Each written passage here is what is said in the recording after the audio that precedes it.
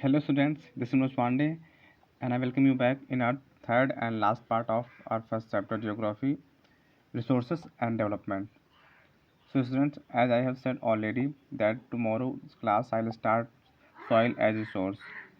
In the, in this class हम शुरुआत करेंगे soil एक रिसोर्स के रूप में, यानी मृदा एक रिसोर्स के रूप में सॉइल क्या होता है, एक रिसोर्स की तरह हम किस तरह से उसे यूटिलाइज़ करते हैं, किस तरह से यूज करते हैं, उसके साथ क्या प्रॉब्लम आ रही हैं ह्यूमन एक्टिविटीज़ की वजह से, और सॉइल्स कितने टाइप्स के होते हैं, उनको कंजर्व कैसे करके रखा जा सकता है। तो इन सब के बारे में हम आज की क्लास में जानेंगे। तो चलिए आज की क्लास शुरू करते हैं।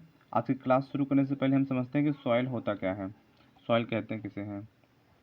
तो सॉइल आता है रिन्यूएबल नेचर रिसोर्स के रूप में, यानी सॉइल जो होता है वो रिन्यू हो सकता है।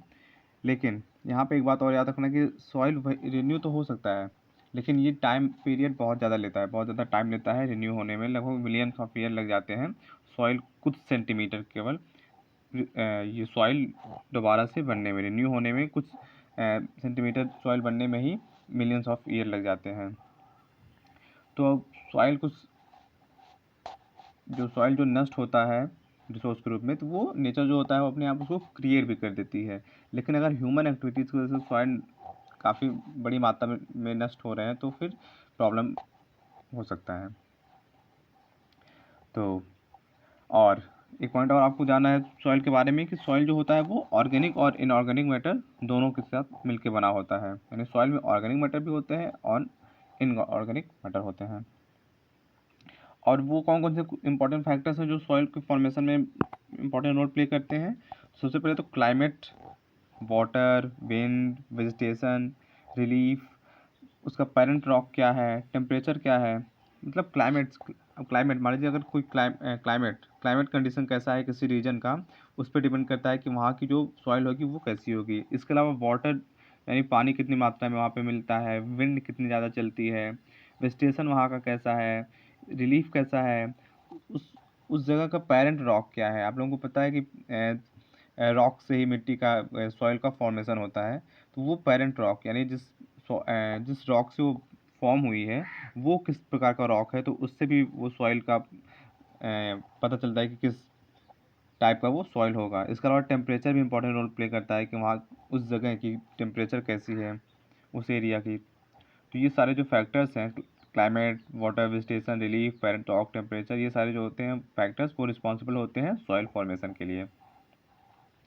अब सॉइल की इंपॉर्टेंस क्या होता है, सॉइल का इंपॉर्टेंस आपको पता है। सॉइल होता क्या है, सॉइल और लैंड में हमने इसके पहले लैंड रिसोर्स के बारे में पढ़ा। लैंड रिसोर्स और सॉइल रिसोर्स में बेसिक डिफरेंस ये है कि लैंड के अंतर्गत ही सॉइल आता है, लेकिन पूरा जो लैंड होता है वो उसको सॉइल नहीं कहा जा सकता। लैंड का केवल जो अपर पार्ट होता है, ऊपर का जो लेयर होता है कुछ सेंटीमीटर तक का, वो आता है सॉइल, वो होता है सॉइल। और आपको पता है कि सॉइल में ही जितने भी प्लांट्स होते हैं वो ग्रो करते हैं।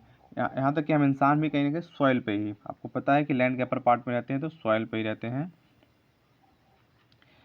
और सॉइल जो होता है, सॉइल वो रॉ मटेरियल का सोर्स का काम करता है। इसके अलावा सॉइल पे ही मैन मेड स्ट्रक्चर बनते हैं, जैसे बिल्डिंग हो गए, हाईवेज हो गए, वो सब सॉइल पे ही बनते हैं। तो आप लोग समझ सकते हैं कि लैंड का जब अपर पार्ट सॉइल कहलाता है तो फिर जितनी भी एक्टिविटीज़ हो गई, चाहे ह्यूमन एक्टिविटीज़ हो गई, चाहे जानवर की एक्टिविटीज, मतलब जो भी कुछ हो रहा है हमारे इस लैंड पर, वो सब कहीं ना कहीं सॉइल के ऊपर ही हो रहा है। अब सॉइल लेयर्स की बात की जाए, अभी तक हमने जाना कि लैंड का जो अपर लेयर होता है, सबसे ऊपरी जो परत होता है, जो पार्ट होता है, वो सॉइल कहलाता है। लेकिन सॉइल को भी अलग अलग पार्ट लेयर में करके केवल स्टडी करने के लिए अलग अलग लेयर में करके वो बांटा जाता है। तो जो सबसे अपर लेयर होता है, जो सबसे अपर लेयर होता है वो होता है ऑर्गेनिक मैटर का बना होता है। उसके नीचे सरफेस होता है, फिर उसके नीचे सब सॉइल होता है, फिर सबस्ट्रेम होता है, और सबस्ट्रेम यानी पेरेंट रॉक, जहाँ से फॉर्म होता है सॉइल। फिर सबसे नीचे का जो पार्ट होता है वो बेड रॉक कहलाता है। ये लेयर्स होते हैं, ऑर्गेनिक, सरफेस, सब सॉइल, सबस्ट्रेटम, बेड रॉक। अब क्लासिफिकेशन ऑफ सॉइल के बारे में पढ़ लेते हैं कि क्लासीफाई किस तरीके से हम लोग कर सकते हैं सॉइल को। तो सॉइल का जो क्लासिफिकेशन होता है वो लैंड फॉर्म, क्लाइमेट रिलीम्स की वजह से एंड वेजिटेशन टाइप्स की वजह से डिफरेंट टाइप के सॉइल इंडिया में पाए जाते हैं। तो आपके जो कोर्स है, आपका जो बुक है, उसमें 6 टाइप्स के सॉइल को बताया गया है, यानी सॉइल को क्लासिफाइड किया गया है 6 टाइप में, 6 टाइप में इसको क्लासिफाई किया गया है मिट्टी को। तो सबसे पहले और सबसे ज़्यादा इम्पॉर्टेंट जो होता है, पहला है alluvial soil, black soil, red and yellow soil, laterite soil, arid soil, forest soil. तो इन 6 पार्ट में, कैटेगरीज में इसको क्लासिफाइड किया गया है सॉइल को। अब इन सभी 6 को हम लोग डिटेल में पढ़ेंगे, समझेंगे ये किस एरिया में पाए जाते हैं, इसका जो कितनी मात्रा में फर्टिलाइज होते हैं, क्या क्या ऐसे इन सॉइल में क्या क्या क्रॉप्स हैं, कौन कौन सी क्रॉप्स हैं जो ज़्यादातर पैदा होती हैं। तो सबसे पहले बात करते हैं एलुवियल सॉइल। एलुवियल सॉइल जो होता है वो इंडिया के सबसे बड़े हिस्से पर, सबसे ज़्यादा हिस्से पर एलुवियल सॉइल ही सबसे ज़्यादा पाया जाता है। यानी इंडिया में सबसे ज़्यादा कौन सी सॉइल पाई जाती है, आपको याद रखना है एलुवियल सॉइल। और एलुवियल सॉइल कहाँ से होती है, मतलब कहाँ कैसे बनती है, तो एलुवियल सॉइल बनती है नदियों से। आप लोग को पता है हिमालयन रेंज से 3 नदियाँ बहती हैं, मतलब 3 प्रमुख नदियाँ बहती हैं, इंडस जिसको सिंधु नदी कहते हैं, गंगा और ब्रह्मपुत्र। ये 3 जो रिवर्स होते हैं वो हिमालय से निकलते हैं। और ये अपने साथ क्या लाती है, हम लोग को पता है जब नदियाँ फ्लो होती है तो पहाड़ों से जब उतरती हैं, इधर उधर मुड़ती हैं, तो वो अपने साथ काफ़ी सारे डिपॉजिट्स लेकर के आती हैं, प्लेट्स डिपॉजिट लेकर के वो अपने साथ आती हैं। और उन्हीं डिपॉजिट्स से क्या होता है, ये मिट्टी फॉर्म होता है, एलुवियल सॉइल फॉर्म होता है। अब बात लेते हैं, अब इस एलुवियल सॉइल में क्या क्या इम्पॉर्टेंट क्या कर सकते हैं, इम्पॉर्टेंट फैक्टर्स क्या क्या होता है, क्या क्या इंपॉर्टेंट चीज़ें होती हैं जो एलिमेंट कर सकते हैं कि इंपॉर्टेंट एलिमेंट्स कौन कौन से होते हैं जो हमारे क्रॉप्स के लिए फ़ायदेमंद होते हैं। तो सबसे पहले तो इसमें पोटास होता है, फास्फोरिक एसिड होता है, लाइम होता है। तो ये पोटास, फास्फोरिक एसिड और लाइम ये जो होते हैं वो आइडियल होते हैं क्रॉप्स के ग्रोथ के लिए। तो यहाँ पर व्हीट हो गया, राइस हो गया, शुगर केन हो गया, पैडी हो गया, तो ये सारी चीज़ें बड़ी मात्रा में पैदा होती है जहाँ पर एलुवियल सॉइल पाया जाता है। एलुवियल सॉइल जो होता है उसको ड्यूरास, चाओस और तराई के नाम से भी जाना जाता है। यानी तराई आप लोग जानते हैं कि हम लोग जहाँ पर प्रेजेंट टाइम में हम लोग हैं, उत्तर प्रदेश के जिस पार्ट में हम लोग रहते हैं, तो उसको भी तराई का एरिया ही कहा जाता है। Due to its high fertility region of alluvial soil are intensely cultivated and densely populated. अब हमने लैंड रिसोर्स के बारे में पढ़ा था कि लैंड के यूटिलाइजेशन को कौन कौन से फैक्टर्स इफेक्ट करते हैं। तो हमने पढ़ा था अपने प्रीवियस लेक्चर में, प्रीवियस क्लास में ही, इसी चैप्टर की प्रीवियस जो क्लास था, वीडियो क्लास हमने देखा था। तो उसमें हमने पढ़ा था कि किसी जगह की लैंड को कितना मात्रा में यूटिलाइज किया जाएगा वो डिपेंड करता है ह्यूमन फैक्टर के ऊपर और फिजिकल फैक्टर के ऊपर। तो हमने फिजिकल फैक्टर पे हमने पढ़ा था कि जहाँ की जो लैंड होगी वो जितनी ज़्यादा फर्टाइल होगी वहाँ पर उतने ही ज़्यादा लोग पढ़ेंगे, क्योंकि आपको पता है हमारा जो देश है इंडिया वो कृषि प्रधान देश है, एग्रीकल्चर रिच कंट्री है। तो ज़्यादातर जो लोग हैं कहीं ना कहीं वो एग्रीकल्चर पर ही डिपेंड करते हैं अपने लिवलीहुड के लिए। तो जहाँ पर ये इतनी, आपको पता है एलुवियल सॉइल इतनी ज़्यादा फर्टाइल होती है, तो यहाँ पर लोग भी काफ़ी ज़्यादा मात्रा में इस एरिया में रहते हैं जहाँ पर एलुवियल सॉइल पाई जाता है। तो ये डेंसली पॉपुलेटेड होता है और यहाँ पर कल्टीवेशन बहुत ज़्यादा होता है, क्रॉप्स अच्छे खासे मात्रा में, भरपूर मात्रा में यहाँ पर पैदा होते हैं। तो ये है एलुवियल सॉइल। एलुवियल सॉइल कैसे फॉर्म, एक बार रिवाइज करते हैं, एलुवियल सॉइल कैसे फॉर्म होता है। एलुवियल सॉइल फॉर्म होता है नदियाँ जो अपने साथ डिपॉजिट लेकर के आती है हिमालयन रिवर, उससे ये फॉर्म होता है। इसमें पोटास, फॉस्फोरिक एसिड और लाइम अच्छी मात्रा में पाया जाता है। ये जो होती हैं वो यहाँ जहाँ पर एलुवियल सॉइल पाया जाता है वहाँ पर डेंसली पॉपुलेटेड वो एरिया होता है और कल्टीवेशन काफ़ी ज़्यादा होता है। अब यहाँ पर एक पिक्चर देख सकते हैं, माउंटेन रेंज के बारे में है, किस तरीके से पिरामिड प्लेन बनता है। अब जान लेते हैं कि ये जो सॉइल है वो फैला कहाँ कहाँ है। तो ये जो सॉइल है तो बेसिकली ये नॉर्दर्न इंडिया में ही पाया जाता है, जैसे उत्तर प्रदेश हो गया, पंजाब हो गया, हरियाणा हो गया, बिहार हो गया। तो ये ज़्यादातर इन्हीं रेंज में पाया जाता है। लेकिन उत्तर प्रदेश, बिहार, हरियाणा, पंजाब के अलावा भी कुछ पार्ट हैं भारत के जहाँ पर ये मिट्टी पाई जाती है, सॉइल पाया जाता है। वो कौन सा है? कुछ हद तक राजस्थान और गुजरात में ये मिट्टी पाई जाती है।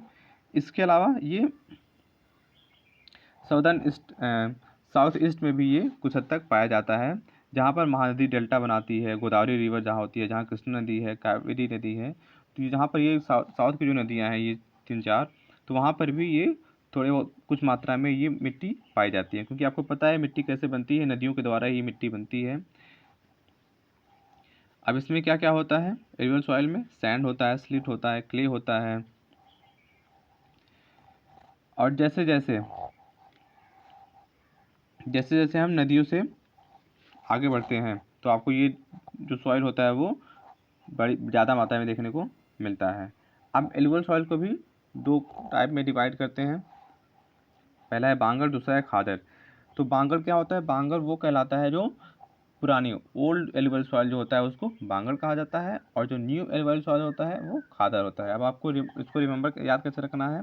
तो आप खादर जो वर्ड है, आप खाद से कितना मिलता जुलता है, तो खादर यानी जो ज़्यादा फर्टाइल होता है, तो उसको खादर इस तरीके से आप कनेक्ट करके इसको याद कर सकते हैं। तो खादर जो ज़्यादा रिच होता है, ठीक है, जो फर्टाइल ज़्यादा होता है, जो न्यू एलुवियल होता है, सॉइल होता है, तो उसको कहा जाता है खादर। और जो पुराना एलुवियल सॉइल होता है उसको बांगर कहा जाता है।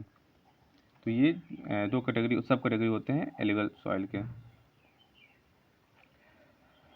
अब हमने इस सब के बारे में जाना कि एलुवियल सॉइल जो होता है वो बहुत ज़्यादा फर्टाइल होता है, और इसमें ज़्यादातर पोटास फॉस्फोरिक एसिड, लाइम पाया जाता है। इसमें गेहूँ, चावल, शुगर केन वगैरह काफ़ी ज़्यादा मात्रा में पाए जाते हैं। हाँ, और इसके अलावा जो ड्राई रीजन होता है, जैसे राजस्थान वगैरह होगा, गुजरात होगा, जो ड्राई रीजन होता है जहाँ पर भी कुछ मात्रा में ये सॉइल पाई जाती है, तो वहाँ पर क्रॉप्स को ग्रो करने के लिए वहाँ पर सिंचाई की आवश्यकता पड़ती है। अगर आप वहाँ सिंचाई देते हैं तो वहाँ पर भी काफ़ी सारी चीज़ें, वहाँ पर इरिगेशन के द्वारा काफ़ी सारी चीज़ें, क्रॉप्स वहाँ पर भी पैदा की जा सकती हैं।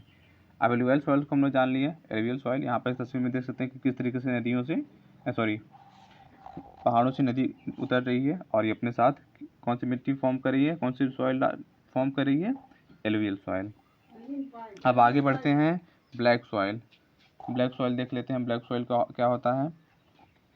तो ब्लैक सॉइल कलर में काला होता है।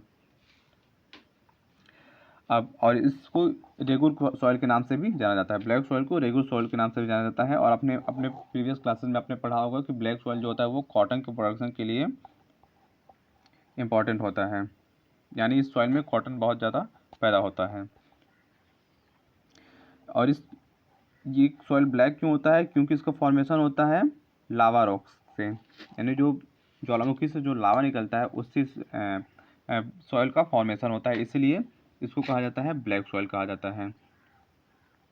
ये इसमें मॉइस्चर होल्ड करने की कैपेसिटी बहुत अच्छी मात्रा में होती है। यानी अगर थोड़ी सी भी बारिश हो गई, थोड़ा सा भी पानी वहाँ पर अगर इस मिट्टी पर आप गिरा दे तो वो बहुत गीला हो जाता है, चिपचिपा हो जाता है।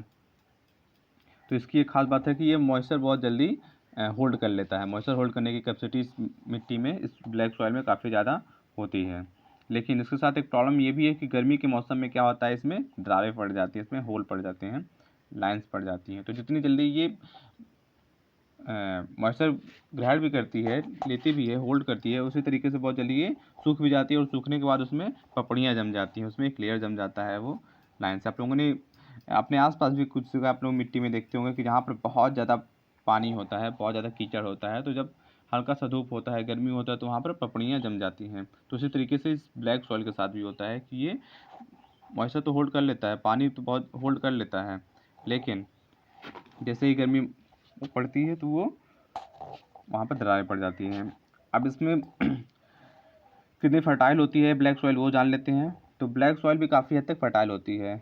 ऑफ कोर्स सबसे ज़्यादा फर्टाइल तो एलुवियल सॉइल होता है, लेकिन ब्लैक सॉइल भी काफ़ी हद तक फर्टाइल सॉइल होती है। इसमें potash, calcium carbonate, magnesium, lime ये सब बड़ी मात्रा में पाए जाते हैं, और यहाँ पर कॉटन अच्छा खासा पैदा होता है। और ये भारत के दो राज्य में सबसे ज़्यादा पाई जाती है, महाराष्ट्र और गुजरात। इसके अलावा भी मध्य प्रदेश और कुछ हिस्सा छत्तीसगढ़ में ये मिट्टी पाई जाती है। तो ये आपको याद रखना है, और इसको ब्लैक कॉटन सॉइल कहा जाता है, रेगुर सॉइल कहा जाता है। तो इसको आपको याद रखना है। अब यहाँ पर पिक्चर में आप देख सकते हैं, यहाँ पर ब्लैक सॉइल है जिसमें मॉइस्चर होल्ड करने की कैपेसिटी काफ़ी हद तक ज़्यादा होती है, बहुत ज़्यादा होती है। लेकिन आपको ये भी याद रखना है कि ये जो होता है, मिट्टी जो होता है उसमें फॉस्फोरिक कंटेंट बहुत कम होते हैं।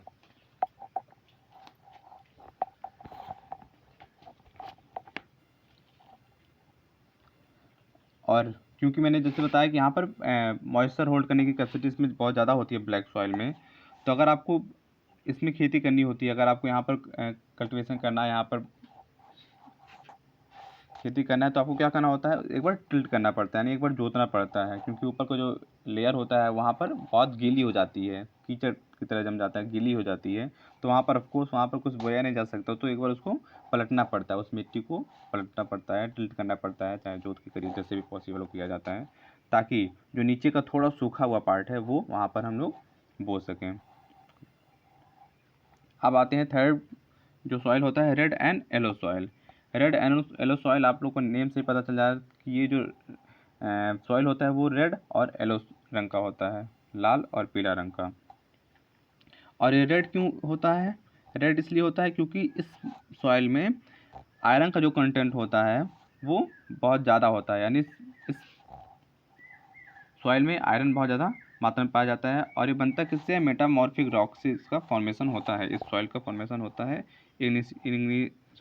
इग्नियस रॉक से, यानी आग्नेय जिसको चट्टान कहा जाता है। इसमें क्या होता है, इसमें पोटास काफ़ी ज़्यादा मात्रा में पाया जाता है। और यहाँ पर क्रॉप्स को कल्टीवेट किया जा सकता है अगर यहाँ पर फर्टिलाइज़र का यूज़ किया जाए। अगर हम फर्टिलाइज़र यूज़ करें तो इस सॉइल में भी क्रॉप्स को उगाया जा सकता है। और ये पीले रंग का हो जाता है जब ये हाइड्रेट फॉर्म में होता है, जब हाइड्रेट फॉर्म अकर करता है तो ये पीला दिखता है। तो वही मिट्टी है जो रेड भी दिखती है और येलोइश भी दिखाई देती है। इसमें पोटास बहुत ज़्यादा मात्रा में पाया जाता है। अगर हम फर्टिलाइज़र यूज़ करें तो यहाँ पर पैदावार अच्छी खासी हो सकती है। अब बात कर लेते हैं किस एरिया में पाई जाती है। तो ये पाई जाती है ज़्यादातर पाई जाती है हमारे जो सदर्न एरिया होते हैं, जो साउथ का जो एरिया है वहाँ जैसे उड़ीसा हो गया, छत्तीसगढ़ हो गया, आंध्र प्रदेश हो गया, तमिलनाडु, तेलंगाना, तो इन सभी जगहों पर ये पाई जाती है। इसके अलावा ये वेस्टर्न घाट पर भी पाए जाते हैं, ये बड़ी मात्रा में पाए जाते हैं। अब आगे बढ़ते हैं। हमारा अगला जो सॉइल है वो है लेटेराइट सॉइल। लेटेराइट सॉइल क्या होता है? लेटेराइट जो सॉइल है, लेटेराइट जो वर्ड ही बना है वो बना है लेटर वर्ड से। तो लेटर का मतलब भी होता है ब्रिक्स, तो लेटर का मतलब भी ब्रिक्स होता है। तो ये जो सॉइल होता है वो ऐसे एरियाज में डेवलप होता है जहाँ का टेम्परेचर जो होता है वो हाई होता है, और रेनफॉल भी जो होती है वो हैवी होती है, यानी रेनफॉल तो बहुत ज़्यादा होती है और टेम्परेचर भी बहुत ज़्यादा होता है।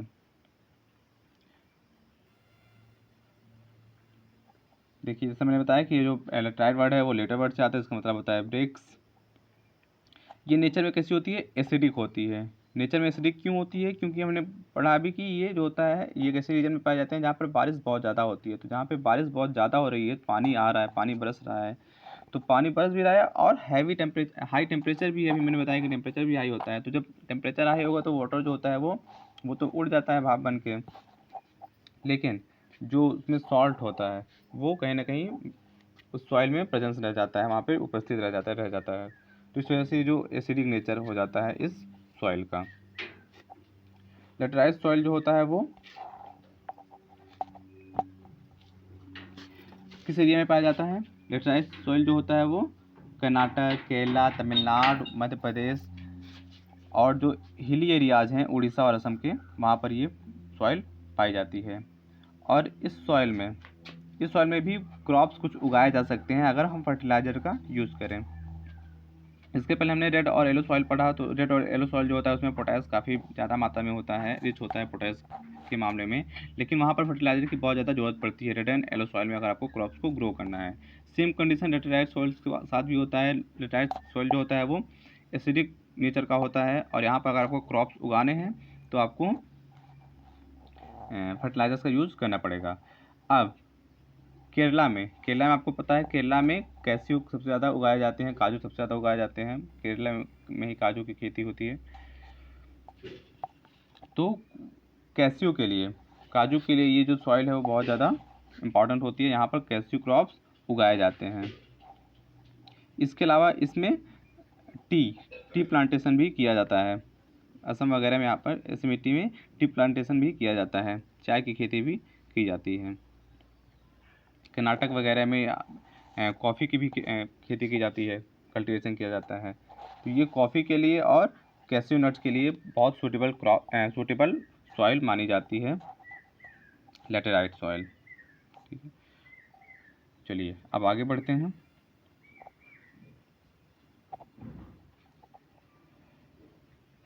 इसके बारे में भी बताया कि इसमें ह्यूमस के मामले में ये रिच होता है।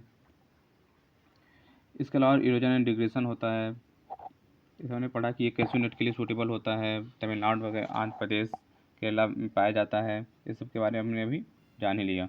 आगे बढ़ते हैं एरिड सॉइल। अब एरिड सॉइल का मतलब ही होता है ऐसा सॉइल जो रेतीला हो, जो बहुत सूखा हो। ठीक है, एरिड सॉइल। अब एरिड सॉइल का कलर क्या होता है? ये रेड हो सकता है, रेड से लेकर के ब्राउन कलर का वो हो सकता है जो सॉइल होता है। कलर की हम बात की जाए, और ये जनरली सैंडी, अगर टेक्सचर की बात की जाए ऐसे सॉइल की तो वो सैंडी होता है। अगर नेचर की बात की जाए तो वो सलाइन होता है। ये फॉर्म कैसे होता है? ये फॉर्म होता है ड्राई क्लाइमेट की वजह से, हाई टेम्परेचर की वजह से।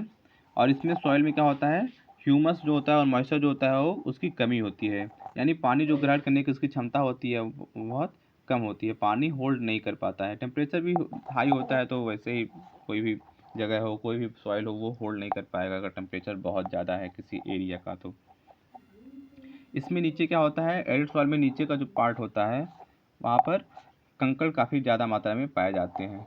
रॉक्स, यानी छोटे छोटे रॉक्स होते हैं, कंकड़ जो होते हैं वो काफ़ी ज़्यादा मात्रा में पाए जाते हैं। और ये जो कंकड़ होते हैं, जो वाटर अगर कभी पानी बरसता भी है, अगर इस सॉइल को पानी दिया जाता है तो वो होल्ड नहीं कर पाती है, वो नीचे जा नहीं पाती है, केवल कंकड़ की वजह से। तो वैसे ही इसकी कैपेसिटी कम होती है ड्राई क्लाइमेट की वजह से, हाई टेम्परेचर की वजह से।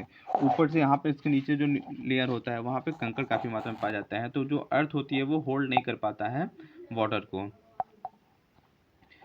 और यहाँ पर ऐसे एरिया में, क्योंकि यहाँ पर हाई टेम्परेचर है, तो यहाँ पर सॉल्ट को बनाया जा सकता है। यहाँ पर सॉल्ट बनाना ईजी होता है।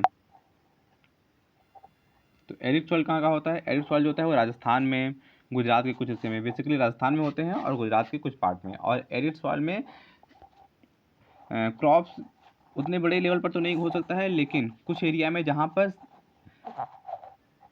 बालू बहुत ज़्यादा नहीं है, जहाँ पे सैंड बहुत ज़्यादा नहीं है, जैसे थार हो गया, थार डेजर्ट हो गया, तो वहाँ पर तो सैंड बहुत ज़्यादा पाया जाता है, तो वहाँ पर तो कुछ झाड़ियाँ वगैरह ही केवल उग सकती हैं। लेकिन इसके अलावा भी कुछ पार्ट हैं, राजस्थान के काफ़ी सारे पार्ट हैं जहाँ पर एरिड सॉइल पाई जाती है। लेकिन वहाँ पर अगर हम फर्टिलाइज़र दें, इसके अलावा इरिगेशन की प्रॉपर व्यवस्था करें, मैनेज कर लें, तो यहाँ पर भी कुछ क्रॉप्स उगाई जा सकती हैं और उगाई जा रही हैं। अगर देखा जाए वेस्टर्न राजस्थान का जो पार्ट है, यानी पश्चिमी जो राजस्थान है, राजस्थान का, वहाँ पर काफ़ी क्रॉप्स उगाई जा रही हैं प्रेजेंट टाइम में। आप देख सकते हैं। तो ये कहाँ पाई जाती है एरिड सॉइल? एरिड सॉइल आपको याद रखना है, बेसिकली राजस्थान में पाई जाती है, गुजरात के भी कुछ पार्ट में पाई जाती है। अगर यहाँ पर इरिगेशन की व्यवस्था कर ली जाए, फर्टिलाइजर की व्यवस्था कर ली जाए, तो यहाँ पर क्रॉप्स उगाए जा सकते हैं। प्रेजेंट टाइम पे वेस्टर्न राजस्थान में वहाँ पर कल्टीवेशन किया जा रहा है। अब आता है फॉरेस्ट सॉइल। एरिड सॉइल के बाद आता है फॉरेस्ट सॉइल। फॉरेस्ट सॉइल नाम से पता चलता है कि वो सॉइल जो जंगल में पाई जाती है। तो ये फॉरेस्ट सॉइल कहाँ पर पाए जाते हैं? जो हिली एरियाज होते हैं। ठीक है, तो फॉरेस्ट सॉइल को हम लोग कहते हैं क्या कहते हैं, फॉरेस्ट सॉइल को हम लोग हिमालयन सॉइल भी कहा जाता है, सॉरी माउंटेन सॉइल भी कहा जाता है। तो ये माउंटेन में पाए जाते हैं, हिली एरियाज में ये पाए जाते हैं। अब ये जो अपर पार्ट जो होता है, इसका अपर पार्ट, जितना ऊपर का जो पार्ट होता है, अपर पार्ट, हिल्स की बात कर रहा हूँ, तो ऊपर का जो पीक वाला पार्ट होता है, ऊपर का जो पार्ट होता है, वो क्या होता है, उतना ज़्यादा फर्टाइल नहीं होता है। लेकिन जैसे जैसे नीचे आते हैं तो वो फर्टिलाइजेशन का जो लेवल होता है वो बढ़ता चला जाता है। आप लोगों को पता है कि हिमालय का जो ऊपर का पार्ट होता है वो हमेशा साल भर, ठीक है, साल भर बर्फ़ से ढका होता है। तो वहाँ पर आपको पता है कि वहाँ पर कैसे क्रॉप ग्रो कर सकती है, वहाँ की मिट्टी कैसे हो सकती है। लेकिन जो लोअर पार्ट होता है, वैली का जो पार्ट होता है, तो वो फर्टाइल होता है। और वैली के आगे जब आप बढ़ते जाएंगे तो आपको पता है वैली से ही निकलती हैं वो नदियाँ, तो वो फिर आ जाता है आपका एलुवियल सॉइल आता है। अब एक टर्म आता है डिनुडेशन का। डिनुडेशन क्या होता है? डिनुडेशन होता है सॉइल इरोजन। अगर बर्फ़ की वजह से या फिर बहते पानी की वजह से, जो तेज़ धार के साथ पानी बह रहा है, तो अगर सॉइल इरोजन हो रहा है तो उसको डिनुडेशन कहते हैं।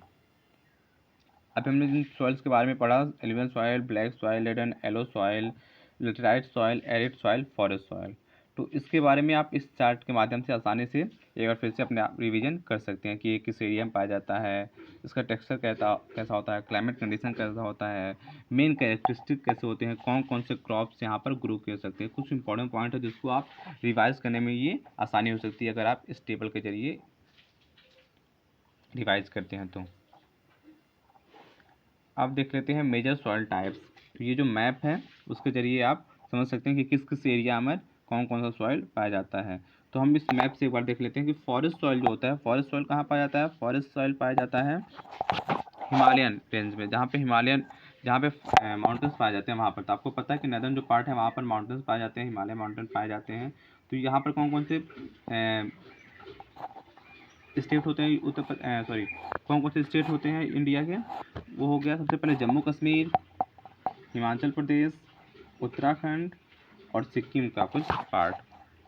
तो ये 3-4 स्टेट में ये फॉरेस्ट सॉइल पाए जाते हैं। एलुवियल सॉइल की बात मैंने कल ही ली, उत्तर प्रदेश, बिहार, हरियाणा, पंजाब, इसके अलावा गुजरात का कुछ पार्ट। फिर हमने बात की थी कि जो ईस्टर्न घाट होता है वहाँ का भी कुछ पार्ट होता है एलुवियल सॉइल होता है। ब्लैक सॉइल की बात हमने कर ली, ब्लैक सॉइल सबसे ज़्यादा पाया जाता है महाराष्ट्र में, फिर गुजरात में, इसके अलावा छत्तीसगढ़ और मध्य प्रदेश में भी कुछ हद तक ब्लैक सॉइल पाए जाते हैं। एरिड सॉइल की बात हमने की कि एरिड सॉइल जो होता है वो राजस्थान में पाया जाता है और थोड़ा बहुत गुजरात में भी मिलता है एरिड सॉइल।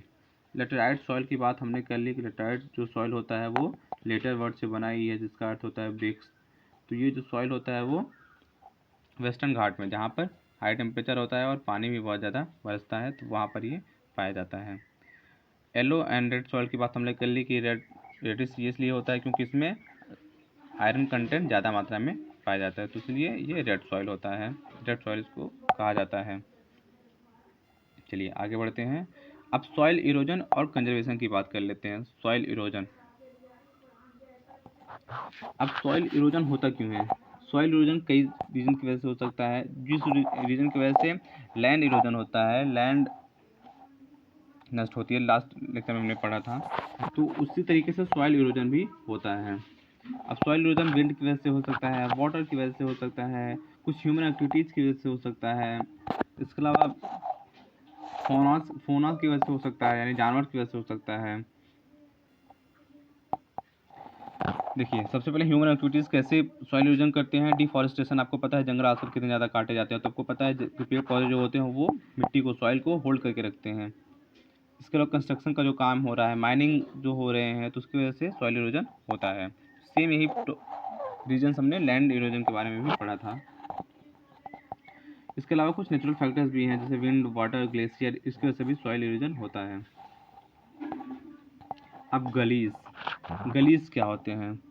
गलीज होते हैं कि जब रनिंग वाटर, यानी अगर तेज़ धार के साथ पानी बह रहा है उसकी वजह से लैंड पर अगर आप कुछ गड्ढा सा बन जाता है तो उसको कहा जाता है गलीज। इस तस्वीर में आप देख सकते हैं कि किस तरीके से गली सी बन गई है, यानी एक रास्ते में बिल्कुल काट दिया है, मिट्टी को काट दिया है। उस वाटर की धार ने जो फ्लो हो रहा है वाटर, उसने क्या कर दिया, एक डीप चैनल बना दिया है, उसको गली कहा गया है, उसको गली नाम दिया गया है, तो उसको कहा जाता है गली इरोजन कहा जाता है। और चंबल जो रेविन्स हैं वो किसके गली इरोजन के कारण ही चंबल रेविन्स का फॉर्मेशन हुआ है, बना है। अब होता है सीट इरोजन। सीट इरोजन क्या होता है? सीट इरोजन इरोजन का वो फॉर्म होता है, सॉइल इरोजन का वो फॉर्म होता है जहाँ पर जो वाटर होता है वो पूरा सॉइल का जो ऊपर का जो सीट होता है, पूरा लेयर होता है, वो ही पूरा अपने साथ बहा ले जाती है, वही पूरा नष्ट कर देती है, तो उसको कहा जाता है सीट इरोजन। अब बैडलैंड क्या होता है? बैडलैंड वही जो कल्टीवेशन के लिए फिट नहीं होता, उसको बैडलैंड कहा जाता है। यानी अगर ऊपर का जो लेयर ही है, जो फर्टाइल लेयर होता है लैंड का, यानी सॉइल का जो ऊपरी लेयर होता है, तो वही अगर किसी वजह से इरोजन हो जाता है, वहाँ का सॉइल इरोजन होता है, तो वो जो लैंड होता है वहाँ पर कल्टीवेशन के लिए सही नहीं होता है, तो उसी को कहा जाता है बैड लैंड। अब सॉइल कंजर्वेशन की बात कर लेते हैं। लास्ट क्लास में हमने बताया था कि जो रीजन होते हैं सॉइल इरोजन के लिए, उसी पे अगर हम वर्क कर ले ठीक से तो सॉइल कंजर्व किया जा सकता है। तो सॉइल कंजर्व करने के लिए क्या करना होगा? हमें सबसे पहले डिफॉरेस्टेशन को रोकना होगा। इसके अलावा जो हमारा जो खेती करने का, ठीक है, कल्टीवेशन का जो तरीका है वो काफ़ी ओल्ड मेथड है, पुराने तरीके से हम लोग खेती करते हैं, तो उसमें भी अगर हम कुछ सुधार करें तो सॉइल इरोजन को रोका जा सकता है। तो धीरे धीरे उस पर काम किया जा रहा है काफ़ी हद तक। कुछ उपाय हैं, कुछ आइडियाज़ पर काम करके काफ़ी हद तक उसको रोका भी जा रहा है। कौन कौन से आइडियाज़ हैं हम लोग अभी उदाहरण के माध्यम से हम लोग देखेंगे। कटर प्लाइंग। कटर प्लाइंग क्या होता है? कटर प्लाइंग क्या होता है और शेल्टर बेल्ट क्या होते हैं, ये हम पिक्चर के माध्यम से आसानी से ये समझ सकते हैं। सबसे पहले हम पिक्चर देखते हैं। हाँ, ये क्या है? कटर प्लाइंग। कटर प्लाइंग में आप देख सकते हैं कि किस तरीके से यहाँ पर गलियाँ जानबूझकर वो बना दी गई हैं, तो जो वाटर होता है इसी बीच से वो बहता है, और क्योंकि ये तिरछी होती हैं तो वो अपने साथ सॉइल ज़्यादा मात्रा में पानी ले नहीं जा पाती हैं, तो इसको कहते हैं कटर प्लाइंग। इसके अलावा भी हमने पढ़ा शेल्टर बेल्ट। तो शेल्टर बेल्ट में क्या होता है? शेल्टर बेल्ट में इस तरीके से किनारे किनारे क्या लगा देती हैं, कुछ पौधे लगा दिए जाते हैं, थोड़े बड़े होते हैं हाइट में, शायद झाड़ियाँ भी हो सकती हैं और कुछ पौधे भी हो सकते हैं। तो बीच का जो होता है, जो विंड चलती है, विंड भी सॉइल को इरोज नहीं कर सकती, इसके अलावा वाटर भी जो होते हैं वो भी सॉइल इरोजन नहीं कर पाते हैं। तो ये शेल्टर बेल्ट आप लोग पिक्चर के जरिए समझ सकते हैं किस तरीके से शेल्टर बेल्ट होता है। स्ट्रिप क्रॉपिंग भी शेल्टर बेल्ट की तरह होता है, लेकिन शेल्टर बेल्ट में बीच में स्पेस बहुत ज़्यादा होता है, लेकिन स्ट्रिप क्रॉपिंग जो होती है उसमें स्पेस कम होता है। तो ये सारे उपाय किए जाते हैं। इसके अलावा टेरेस फार्मिंग के बारे में आपने अपने प्रीवियस क्लास में पढ़ा होगा।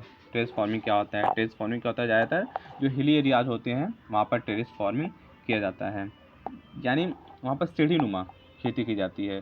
तो जब वाटर फ्लो भी होता है वहाँ पर, तो वो धीरे धीरे बहते बहते बहते बहते नीचे उतरता है, यानी एक धार के साथ नहीं बहता है। अगर एक धार के साथ वाटर फ्लो हो रहा है ऊपर से नीचे की तरफ, तो आपको पता है कितनी तेज़ी के साथ आएगा, तो सॉइल इरोजन बहुत ज़्यादा होता है। तो इसलिए टेरेस की तरह यानी सीढ़ी की तरह बना दिया जाता है, खेती किया जाता है, ऊपर फिर नीचे, फिर उसके नीचे, फिर उसके नीचे, तो धीरे धीरे जो होता है वो पानी धीरे धीरे वो बहता है।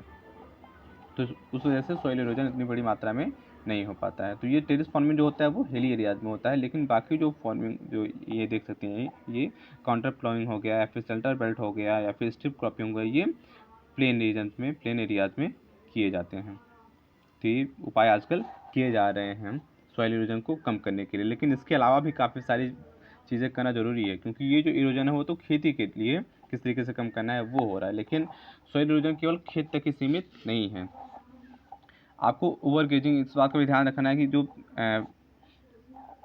ग्रेजिंग के लिए जो ग्राउंड्स होते हैं, जो पास्चर्स होते हैं, तो वहाँ पर जो आपके पशु जा रहे हैं, जो जानवर वहाँ पर, जो एनिमल्स वहाँ पर चल रहे हैं, तो आपको देखना है कि वो ओवर ग्रेजिंग तो नहीं कर रहे हैं, यानी घास को ग्रेज करने के साथ साथ, खाने के साथ साथ कहीं अपने खुर से, अपने पैरों से कहीं वहाँ के गड्ढे तो नहीं कर रहे हैं, वहाँ का जो सॉइल है उसको तो नष्ट नहीं कर रहे हैं। इसके अलावा डैम बनाते टाइम भी सावधानी बरतने की जरूरत है, उसको मैनेजमेंट बढ़िया तरीके से होना चाहिए कि सॉइल इरोजन ना हो।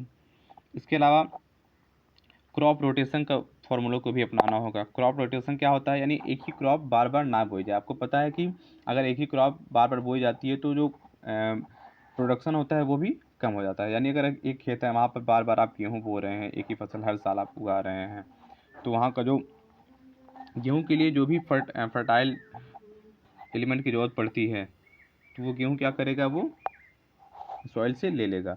तो धीरे धीरे क्या होगा, वहाँ का जो फर्टिलाइजेशन है वो कम हो जाएगा, वो जो सॉइल है उसमें फर्टाइलाइजेशन का जो भी चीज़ें हैं, जो भी एलिमेंट्स हैं, वो कम होते जाएंगे। तो इससे बेहतर है कि क्या किया जाए, आप क्रॉप को रोटेट करिए, यानी अगर अभी आप गेहूँ बोए हैं तो नेक्स्ट ईयर आप वहाँ पर सरसों बो सकते हैं, ठीक है, या फिर कुछ और आप चाहें तो मटर वगैरह कुछ बो सकते हैं। मतलब जो भी क्रॉप्स को आप क्या करिए, आप रोटेट करके बोइए, यानी हर साल केवल एक ही क्रॉप ना बोइए। तो ये भी हेल्प करता है सॉइल इरोजन में। और चेंजिंग एग्रीकल्चर प्रैक्टिस, जैसा कि मैंने बताया कि अभी भी हमारा जो मेथड है वो हम कहीं ना कहीं एग्रीकल्चर किस तरीके से करते हैं, ओल्ड मेथड से करते हैं, पुराने तरीके से करते हैं, तो उसको भी हमको चेंज करने की ज़रूरत है।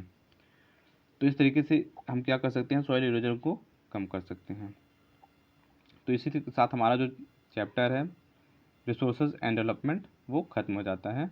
आज हमने पढ़ा सॉइल इरोजन को, सॉइल एज रिसोर्स को। इसके पहले हमने पढ़ा था कल लैंड एज रिसोर्स को।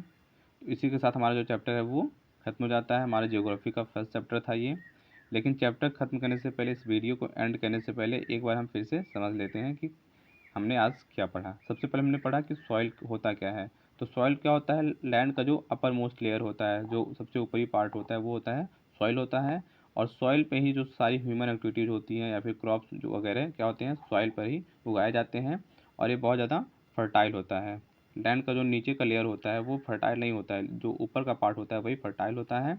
हमने ये भी जाना कि कुछ सेंटीमीटर सॉइल फॉर्म होने में ही मिलियंस ऑफ ईयर लग जाते हैं, यानी कुछ सेंटीमीटर ही अगर फॉर्मेशन होता है सॉइल का तो वो मिलियंस ऑफ ईयर लग जाते हैं। और ये रिन्यूएबल नेचर का रिसोर्स है, यानी इसको रिन्यू तो होता रहता है।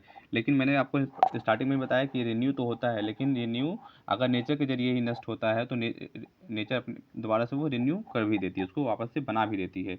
लेकिन अगर ह्यूमन एक्टिविटीज़ की वजह से हमारी किसी हम जो एक्टिविटीज़ करते हैं, जैसे माइनिंग हो गया, ओवर क्रॉपिंग करते हैं, ओवर ग्रेजिंग जो होता है, जो डैम्स बनाए जाते हैं, कंस्ट्रक्शन किए जाते हैं, उसमें अगर मैनेजमेंट की वजह से अगर सॉइल इरोजन हो रहा है तो फिर नेचर उतनी तेज़ी से फॉर्म नहीं कर सकती है, सॉइल को दोबारा फॉर्म नहीं कर सकती है, रिन्यू नहीं कर सकती है। तो उसके लिए हमको चाहिए कि हम समझदारी के साथ इन सबको मैनेज करके ही चलें ताकि सॉइल इरोजन ना हो। तो इन सारी बातों का आपको ध्यान रखना है। और इन सॉइल के जो टाइप्स हैं आपके चैप्टर में 6 टाइप बताए गए हैं। कौन कौन से, एक बार फिर से रिवाइज कर लेते हैं। Alluvial soil, black soil, red soil, laterite soil, arid soil और फॉरेस्ट सॉइल। तो ये 6 टाइप के सॉइल होते हैं। मैंने आपको जो चार्ट दिया है वो चार्ट के जरिए आप आसानी से इस टॉपिक को समझ सकते हैं। सॉइल्स को आप समझ सकते हैं किस रीजन में पाया जाता है, किस मामले में रिच होता है, कौन कौन से क्रॉप्स पैदा होते हैं, उसके टेक्सचर कौन कौन से होते हैं, तो इन सबको आप आसानी से समझ सकते हैं। तो इसी के साथ अपना ये चैप्टर और ये वीडियो, ये क्लास यहीं पर एंड करते हैं।